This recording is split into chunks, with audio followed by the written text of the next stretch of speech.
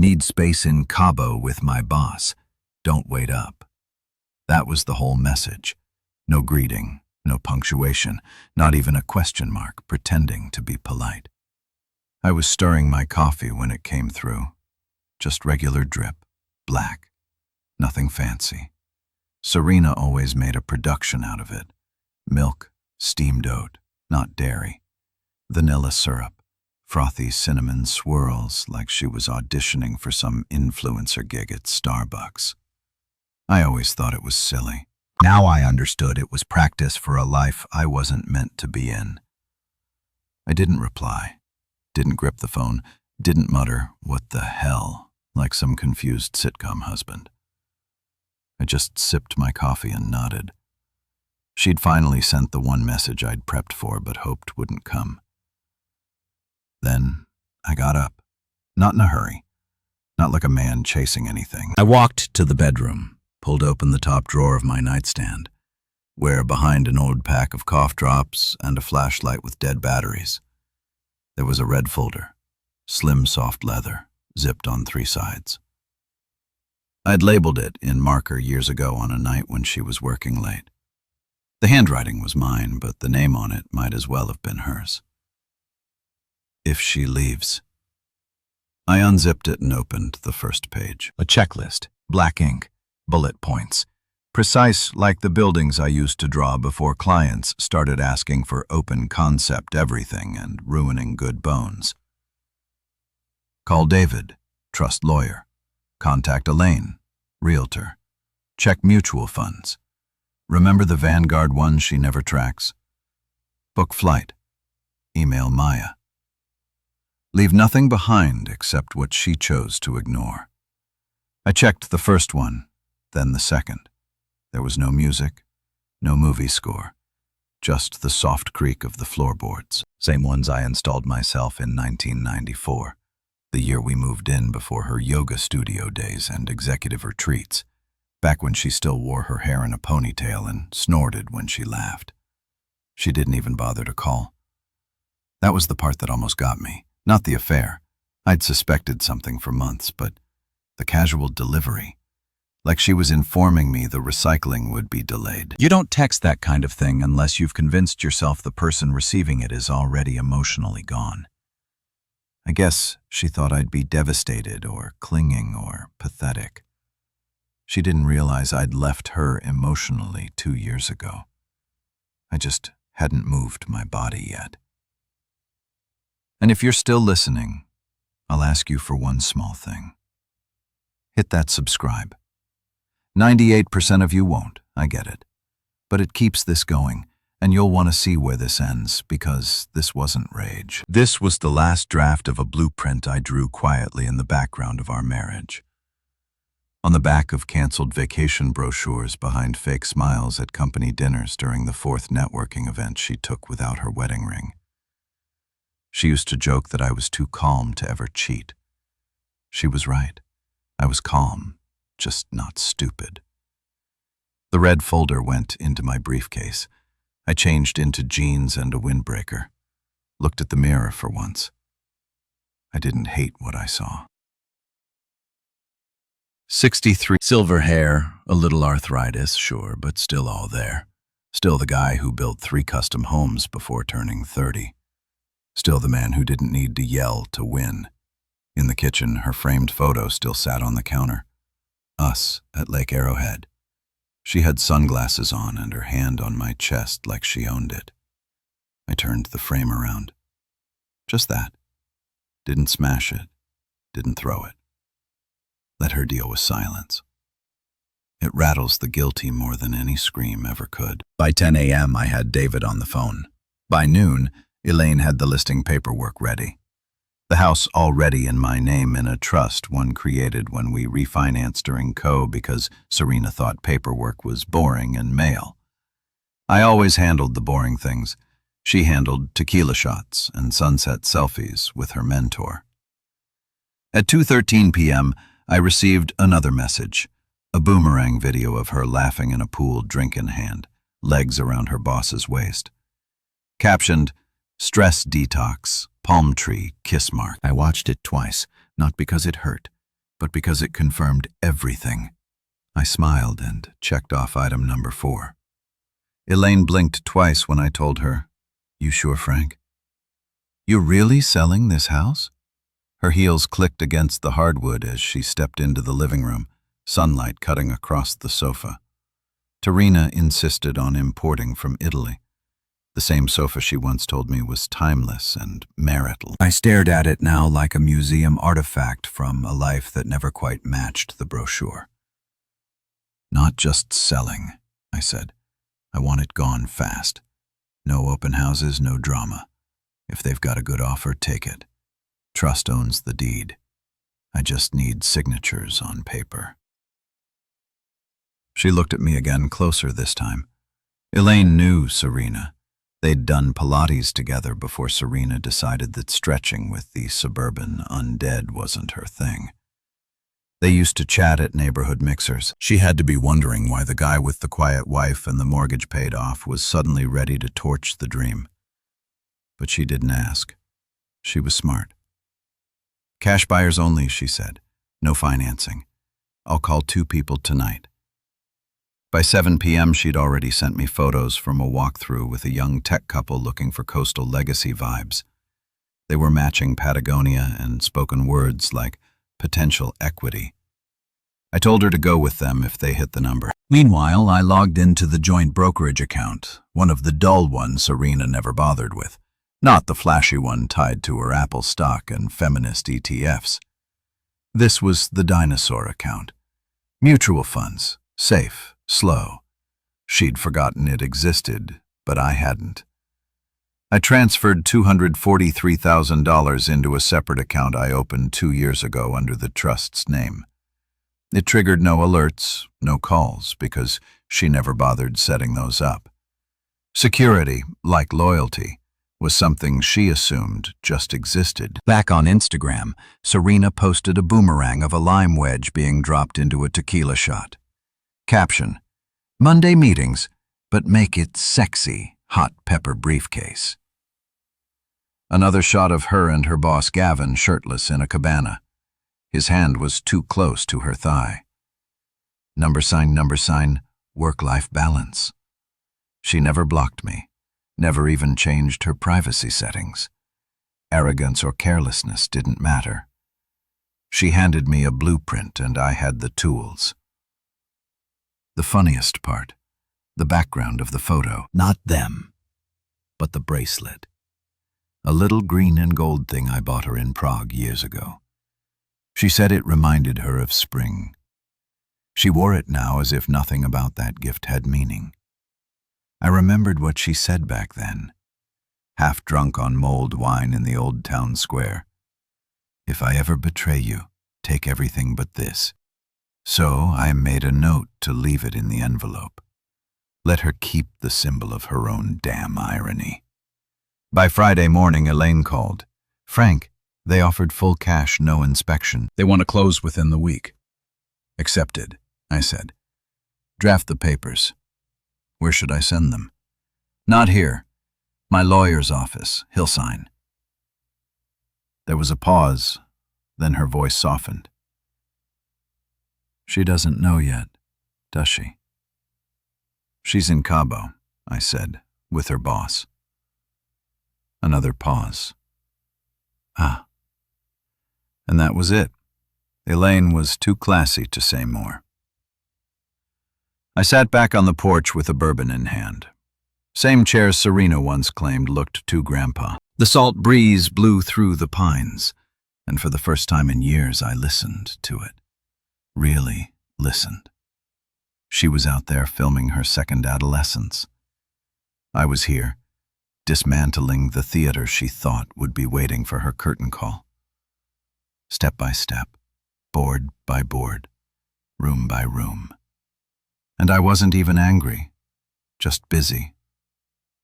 The only time I hesitated, really hesitated, was when I handed Buster's leash to my sister.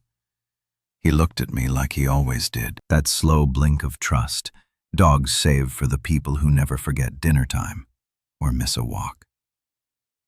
I scratched behind his ear, crouched down and whispered, "You're lucky." You know, you still wagged for love. He licked my knuckles. No questions asked. No betrayal text. At 8:13 a.m. from a Mexican resort, my sister hugged me tighter than she had in years. "Are you okay?" "I'm not dying," I told her. "I'm just removing myself from a circus I didn't audition for." Then I drove to the bank and did something Serena always said was paranoid and outdated.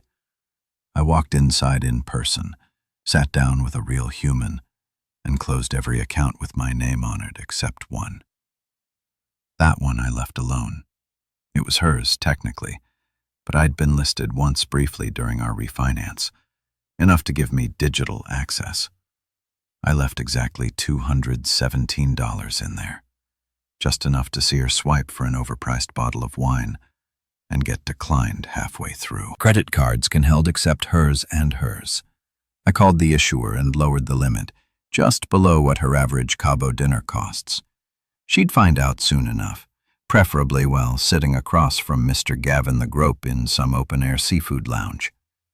I pictured her arguing with the waiter, him looking away awkwardly, her blaming the bank's app. I didn't laugh, but I did smile. Then I made the call that turned a quiet retreat into an escape plan. "Eduardo," I said when my old colleague picked up, "is that room you once mentioned in Lisbon still available?" "Frank, my friend, always. Why you coming?" "Yeah, for a while, maybe longer. Something happened." I paused. "The past 20 years happened. I'm just finally responding." He didn't press, just said, "We'll pick you up. Bring an appetite. My wife's making balhao." Flight was booked within the hour. One-way business class, because if you're leaving your entire life behind, you may as well get a hot towel and a glass of scotch on the way out. That night, I drafted an email, not to Serena. She didn't deserve closure served warm. I wrote to Maya. Subject: just taking a breather. "Hey kid, I'm heading out for a while. Nothing bad, just overdue. You'll understand soon. Don't worry about the house. You never really liked that coastal fog anyway. Love you more than bourbon on a cold porch. Dad." I had sinned. Then I deleted every photo of Serena from my phone except one. It was from 2003. She's standing in the garden, holding a basket of tomatoes she insisted on growing. She looks real, not curated, not filtered, just a woman with dirt under her nails and joy in her eyes. I kept it not for her, for the version of me who loved that version of her. A ghost file, archive only. At 6:30 a.m., I packed my bag. One carry-on, passport, folder, laptop, backup drive, and a paperback Maya gave me last Christmas. The Art of Letting Go. The irony was thick enough to chew. I locked the front door, left the keys with Elaine, didn't look back. Because when a man leaves a burning theater, he doesn't wave at the flames. The video was 23 seconds long. Serena's laugh, sharp, performative, almost metallic, echoed off the tiled pool deck. She was in some infinity pool on a cliff in Cabo, bikini strap sliding down one shoulder like an accident rehearsed. Gavin, the Boston bedmate, stood behind her, pouring champagne into her mouth straight from the bottle. She pretended to choke, then kissed his cheek, yelling over the wind. New views, new truths, colarity. Number sign, work hard, play harder.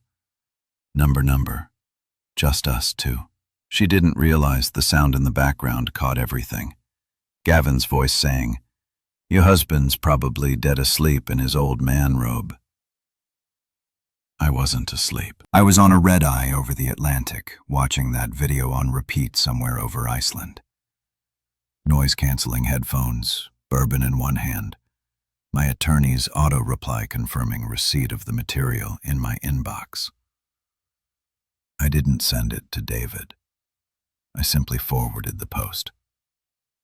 He replied 4 minutes later. Downloaded. Noted.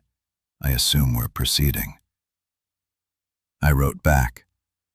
Let the knife sharpen itself.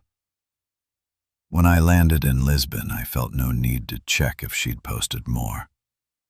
She had dozens, actually. Yoga on the beach, toasts at sunset, hotel towels folded into swans.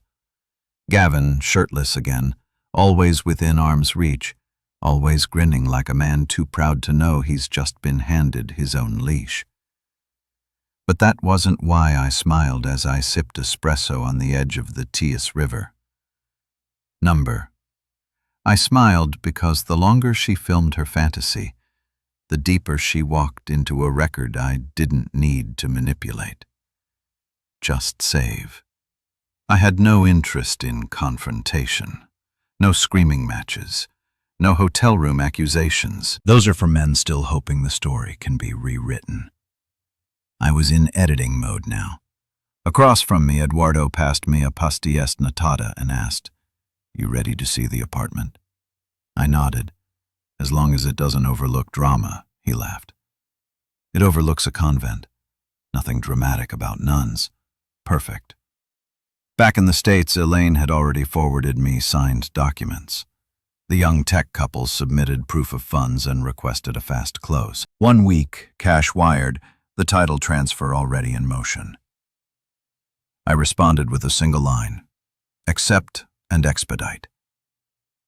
Serena, meanwhile, uploaded a carousel post, her in a white dress, barefoot on the beach, holding a margarita like a trophy. Captioned, "Sometimes you have to let go of the old to find the truth that makes you feel alive." She always did love faux philosophy layered over betrayal, like dressing a corpse in designer clothes and calling it transformation. I forwarded that one to Maya, not with a note, just the link. She responded within the hour. "Is she seriously doing this publicly?" I replied. "You'd be amazed what people show you when they think you're too weak to watch. No anger, no revenge plans scrolled in blood. Just timestamps, evidence, precision. You see, most people think betrayal is loud, but the most dangerous response is silence coupled with action. And I was already halfway through my checklist. The movers arrived at 7:15 a.m. sharp. Private crew, no logos, cash paid, no questions.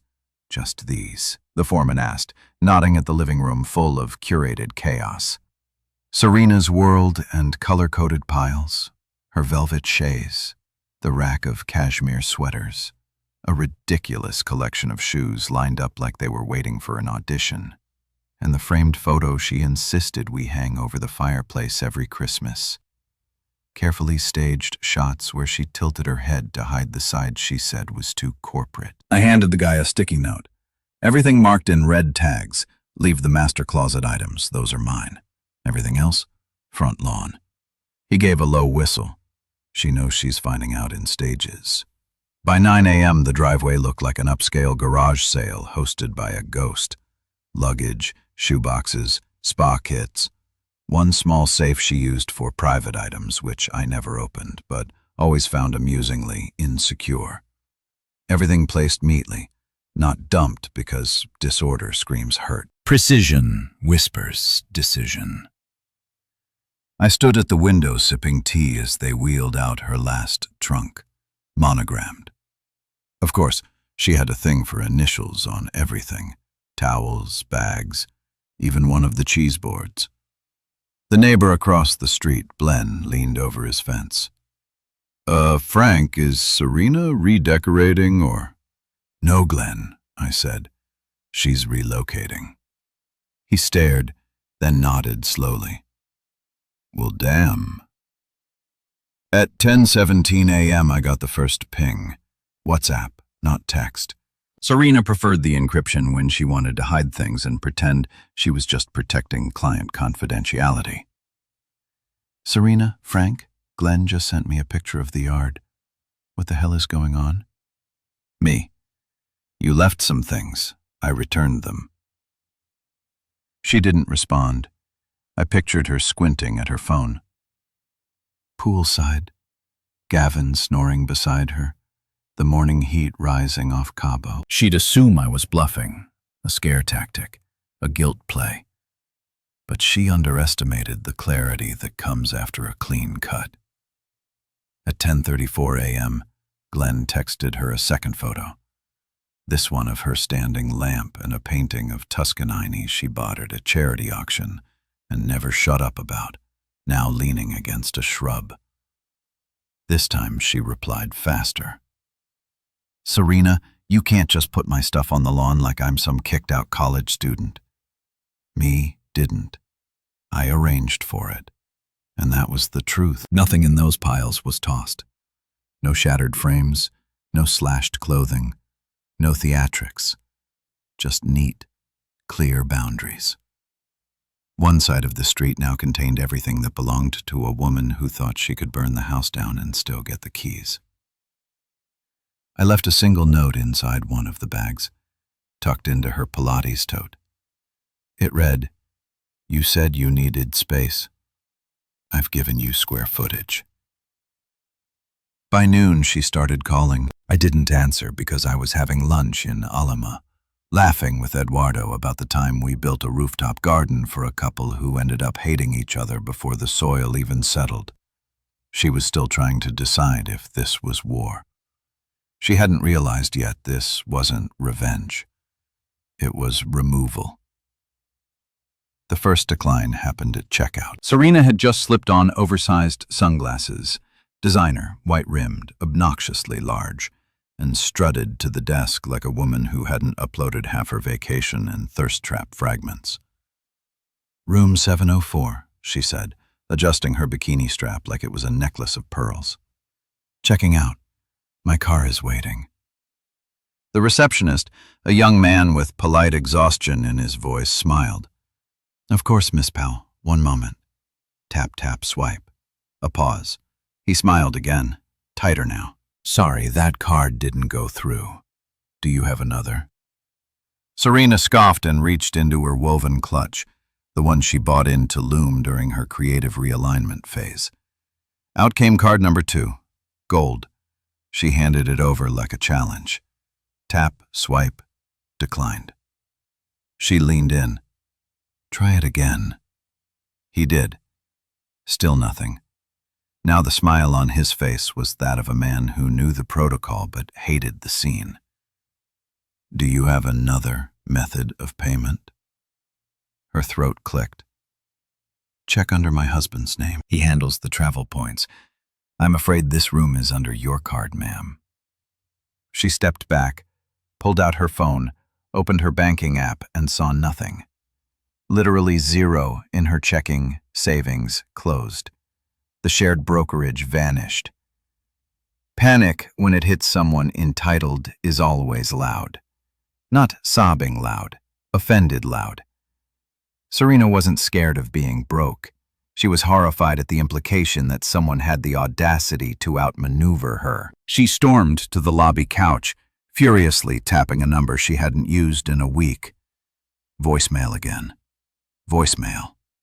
She switched tactics. Called the bank. The woman on the other end was maddeningly calm. "Yes, Miss Powell. Those accounts were closed per legal authority by the primary account holder. I was on those accounts. You were a secondary party, not the primary. The accounts were held in a marital trust under Mr. Powell's legal control. As of last Thursday, they were liquidated per Clause 3B of the agreement." Serena's voice dropped half an octave, a tone she once used on restaurant managers when her wine was too earthy.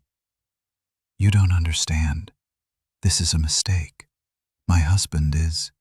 But even she couldn't finish that sentence, because for the first time she realized she didn't know where I was. Not really. She was in a luxury resort with no working carts, no accessible cash, and a man, Gavin, who'd already retreated to the bar the moment her voice got tight. She called him now. "Can you just spot the bill? I'll wire it tonight." Gavin hesitated. "How much is it?" She looked at the screen. $2,864.18. Minibar included. $3,000. Silence. "Sure," he said, finally clipped. "Just send me your routing info later." That was the moment, that tiny pause, that microscopic crack in his voice when he realized this was no longer a vacation fling. It was paperwork. Serena stood in the lobby holding a maxed-out clutch, sweating in a $400 cover-up, and felt the air shift. Not just heat, reality. She tried me one more time. Voicemail. No words, just that pre-recorded message I made before I left. "You've reached Frank Powell. If this is urgent, leave a message. If it's about Cabo, it's not." Beep. But she didn't leave anything because some messages don't need replies. Some lessons teach themselves. The plane touched down at 11:42 p.m. Rang, fitting. Serena didn't check a bag. She never did. But her carry-on now had a busted wheel and reread of spilled perfume. The scent was cloying and overconfident. Like her Instagram captions, she posted one more on the plane. A throwback photo of the ocean and Gavin's arm barely in frame. Recharged, realigned, ready for whatever. Well, whatever had already SVP'd. Her Uber driver didn't say a word during the ride. Middle-aged Hispanic, AirPods in, silently nodding to some invisible beat. Serena stared out the window, texting Gavin 3 times. He didn't answer. The house came into view as the car turned the corner. Only it wasn't her house anymore. Not in the way she expected, because right there on the lawn, lit by the glow of the porch light and half a dozen ring cams from neighboring homes, was her life. Boxed, stacked, and soaked. One trunk had toppled over. Her leather duffel sat face down in a puddle. The framed print she once bought in Prague, the same one she swore reminded her of who she really was, leaned like a tombstone against the mailbox. Rain streaked the glass like tears. No, no, no. She practically threw cash at the Uber driver and sprinted up the walkway in her wedge heels, slipping once, recovering just in time to grab the iron handle on the front door. She punched in the code. Red light.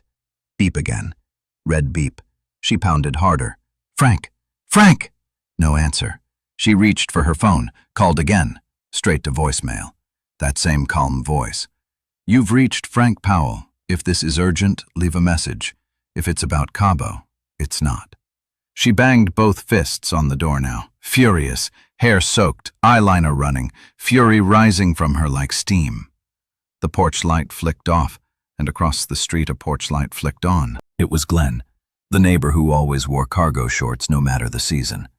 This time he had a hoodie on, hood up, holding his phone up.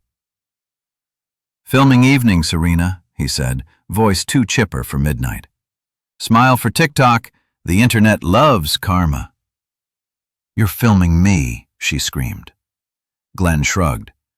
"You made it public first, remember? Hashtag work-life balance. Hashtag Kabak clarity. Real poetic stuff." Her jaw dropped. "You don't get it. This is my house." "Nope," he said, zooming in. "Was, and you should have checked the listings. It sold last week, closed in cash. Fastest flip I've seen since that divorce on Burt Street lit her man's Jeep on fire." Serena whirled back to the door, slammed her palm on the keypad, kicked the frame. The wood held. It didn't feel like a door anymore. It felt like a wall. One she helped build, nail by nail, with every lie she thought she got away with. Inside, silence. Outside, rain soaking her blouse, her bags, her pride. Another neighbor peeked from behind curtains. A dog barked 2 houses down. Glenn, still filming, said, "You know, I almost feel bad. But then I remembered. He gave you everything, and you chose Gavin, the human loafa." She turned on him. "You don't know what our marriage was like." He lowered the phone an inch. "No, but I do know who built your porch, painted your fence, changed your tires, all while you bragged about energy alignment and called him stiff. Silence. Real silence. Because nothing cuts deeper than being exposed in front of the very people who watched you pretend to be better. She sank to her knees on the porch, not out of sorrow, out of calculation. She had no plan anymore, and for someone who always controlled the narrative, that was hell. The rain didn't stop. Neither did Glenn's camera. The porch light flicked back on. Serena flinched, like it had slapped her. She was kneeling now, soaked to the bone, fists clenched on the welcome mat that still read, "Home is where the heart is." A mat she bought on sale during a post-therapy Target spree. The irony was practically printed in bold. Then the door clicked. Not swung open, not flung with fury, just clicked. Smooth, quiet. A woman appeared, mid-30s, cropped jacket, yoga leggings, barefoot, hair wrapped in a towel like she'd just stepped out of a calm shower and into Serena's personal hurricane. She tilted her head and said plainly, "Can I help you?" Serena blinked up at her. "What are you doing in my house?" The woman raised an eyebrow. "Your house?" Serena stood slowly, like a deer deciding whether the truck has already hit it. "Yes, I live here." I own this, actually," the woman said, stepping fully into the doorway. "I just signed a 12-month lease last Friday through the Trust's property management firm. They gave me a digital keypad code that works. Yours clearly does not." Serena's throat dried mid-breath. The woman reached behind the door and brought out an envelope, plain white, her name on it in Frank's handwriting. Serena didn't even need to open it to feel the walls close in. Still, she did. Inside was a copy of the closing contract, sale amount, date, notarized signatures. The title was held by FP Coastal Holdings, LLC, a trust Serena never once asked about because, in her words, trusts are for people who don't trust their spouses. Tucked behind the documents was a single note, black ink, no flourish. "You asked for space. I gave you the whole house's worth of it. F." That's when it stopped being a tantrum and started becoming horror. The woman, still calm, said, "You really didn't know. I assumed you left town after the sale. Realtors said the ex-wife was out of the picture. I guess not quite yet." Serena's mouth moved, but no sound came out. The woman gestured with the envelope. "You probably want to take this with you. There's a number for the storage company if you left anything actually valuable inside." Then, with that same eerie composure, she added, "Oh, and just FYI, I've got cameras too, so if you're planning to pitch a fit, I'd do it across the street." And with that, she closed the door. Plick. Not a slam. Not dramatic, just firm, final. Serena stood frozen, the envelope limp in her hand, her makeup running in soft rivulets. This wasn't temporary. This wasn't reparable. There wasn't a key to fix this. She looked at the house again, not the bags on the lawn, not the porch she used to sweep while humming fake happiness, but the windows. They no longer looked back at her. They reflected someone else now, someone who'd asked for space and got evicted from her entire narrative. It took Serena 7 tries before Mia picked up. She'd called through iMessage, WhatsApp, even FaceTime. Though her connection was garbage and her reflection in the screen looked like something dragged out of a gutter. Mascara smudged, hair clinging wet to her cheeks. That wild-eyed panic of someone who finally realized the show ended 3 acts ago and she wasn't cast in the finale. "Hello," Maya's voice came through, cautious. "Cool." Serena gripped the phone like it might run away. "Sweetheart," she started, too fast, too eager. "Where's your father?" There was a pause, a long one. Maya breathed in slowly. He's in Portugal. Silence. Then Serena said more to herself than her daughter. Portugal? Yes, Mom. Lisbon. He's staying with someone named Eduardo. They were colleagues back before you started hating his job. You knew. Another pause. Deeper now. I knew when I saw your boss's hand up your dress on Instagram. Serena flinched. Maya continued. I knew when you posted new truths with a man who once referred to Dad as the quaint guy with map-cold shirts. I knew when your tequila reels looked like Tinder ads for burnout executives. You don't understand, Maya, Serena snapped. Things with your father were complicated. No, Mom, they were simple. You wanted out. You just didn't think Dad would hold the door open for you. Serena staggered back, bumping into one of her soaked luggage bags. A suitcase handle jabbed into the back of her thigh, grounding her in just how real this was. Maya, please, listen to me. I didn't mean for it to go this far. He's still your father. We, this family. But Maya cut her off. No, you broke the family. You were too busy chasing clarity to notice the ground falling out from under you. A sharp click, then nothing. The call had ended. Serena stood there, the phone still pressed to her ear, listening to the hollow silence as if it might somehow loop back and give her a different ending. It didn't. She looked at the device like it betrayed her, then slowly lowered it to her side. The street around her was quiet now. The neighbors had gone inside.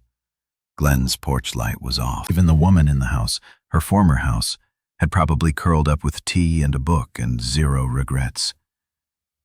Everyone had somewhere to go. Everyone but her. The cold soaked through her shoes.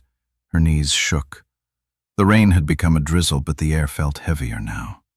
No Frank, no house, no money, no daughter, and not even Gavin, who hadn't returned a single call since the minibar bill. All Serena had left now were soaked designer bags, a dead marriage, and a lifetime of receipts she thought would never come due.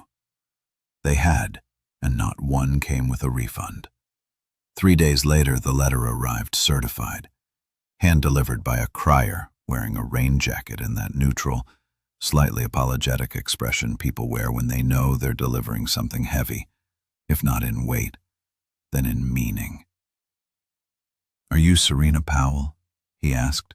She nodded, wordless. He handed her the envelope, had her sign, and left before she could ask anything. Probably protocol. Or maybe even the courier had heard of her by now. It wouldn't be hard. Half the neighborhood had seen the porch meltdown, and Glenn's little TikTok clip titled, "Cabo Wife Gets Evicted by Karma," had already cracked 20,000 views. She stepped inside the rundown Airbnb she'd managed to book with what was left on a backup card Gavin once helped her set up for business emergencies. She didn't think this counted, but she was no longer picky. She sat at the kitchen table for Mike peeling, the chair uneven, and stared at the envelope. Return address, FP Coastal Holdings LLC. She knew what it meant before she even slid it open. Still, she hoped. She always had hope. That was her weakness, or her arrogance. Same difference. The papers were printed cleanly, clipped together and stacked with bureaucratic finality. The top line, notice of property transfer and estate revision. The language was cold, legal, surgical. She was never listed as co-owner of the primary residence. She'd signed away her stake during the refinancing years ago, too bored to read the clauses, too confident Frank would handle the boring stuff. He had, and then some. Next, her financial access was revoked 2 weeks prior to her trip. All joint accounts dissolved, her name removed from every distribution vehicle. The brokerage, the pension, the trusts, they were airlocked tight. She flipped to the final page. A single paragraph in handwriting she couldn't pretend not to recognize. Serena, you once told me you wanted freedom, not fences. so I gave you the gate code and walked away. The house was never yours. The money was always shared until you made your love conditional. The only beneficiary of my estate is Maya. She has my name, my trust, and my forgiveness. You had my loyalty until the moment you mocked at poolside. This isn't revenge. It's math. Because some things can't be fixed, only left. F. Serena read it twice. The words didn't sting, they numbed. The silence between the lines screamed louder than anything Frank had ever said in their last 5 years together. She looked around the Airbnb. Cracked tiles, flickering bulb, the faint smell of mildew, and suddenly realized this wasn't just temporary. This was residual. The consequence that keeps echoing long after the door slams. No house, no money, no legacy, not even hatred, just absence, as if she had died. And Frank chose to remember the ghost, not the betrayal. She folded the letter back into the envelope. Neat, precise. For a moment, she imagined what it would feel like to scream, but it passed because you can't scream at a man who already turned off the lights, changed the locks, and took the future with him. And the worst part? He didn't even say goodbye. He just stopped being available for her chaos, which in the end was the most merciless kind of love. The kind that walks away without needing to look.